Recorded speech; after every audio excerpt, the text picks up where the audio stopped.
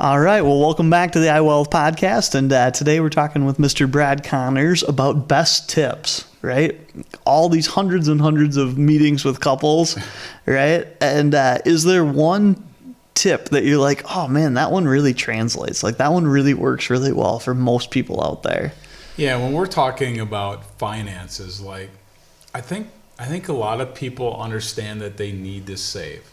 I think we're pretty well in tune with what a 401k, like we used to have pensions 50 years ago, and there's some pensions around, but very few. And then they went to 401ks. Like I think people understand that they need to save.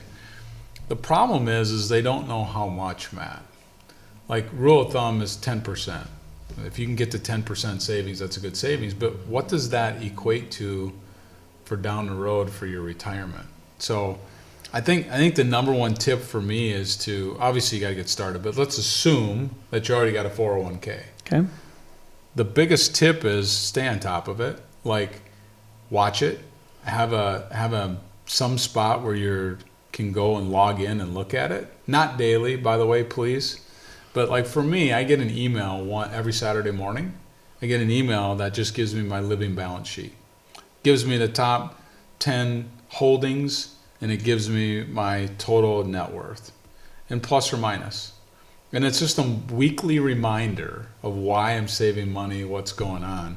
And then when you meet with your financial advisor, and I have one too, and you sit down and you go through that, then you start to see what does that dollar equate to for future income and the goals that you want to achieve. But I think just staying on top of your finances is the first and foremost. Like put some money aside. How often should that be? I would say monthly. You should at least 12 times a year. Yep, 12 times a year you can look at your statement. Okay. How often should you make changes? Maybe once a year. Maybe once a year. Maybe. Like rebalance your account, reset the account for different asset classes or something if you feel that US is better than international, like that kind of thing. So you're not making a lot of changes, but you should pay attention. And then, sit down once a year with your advisor to see what does that dollar amount equate to for future income for you for retirement or travel bucket or whatever you're saving for. Yeah. I know that on some of the financial platforms, it actually gives you a kick out that says every month this is what your payout would be. Mm-hmm. What do you think about that? Is that a number that's actually worth paying attention to? Because it's all lumped together. Yeah, yes. The bottom line is yes. And I would use the 4% rule, Matt. So I would take whatever your balance is. So if you're listening today and you have $1 million saved with all your retirement accounts, take that times 4% and say I can take $40,000 a year and safely live off of my investments and hopefully keep up with inflation.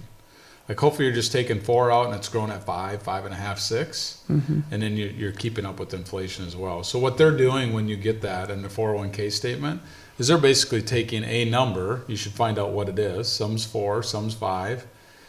They're taking a number and just trying to give you what that monthly or yearly amount would be. It's not a bad idea because in our mind it's like, okay, I now got $1,000 a month. Take a look at your Social Security. That's $1,500. Now I got $2,500 a month. I'm at $30,000 a year, but I really need $50,000. I have a $20,000 gap. Like back into those numbers, kind of see where you're at. Do it that way. Yeah. There you go. Well, there's kind of a fun tip or trick or favorite piece of advice. I like it. That's right. Thanks, Matt. I'll see you back here next time.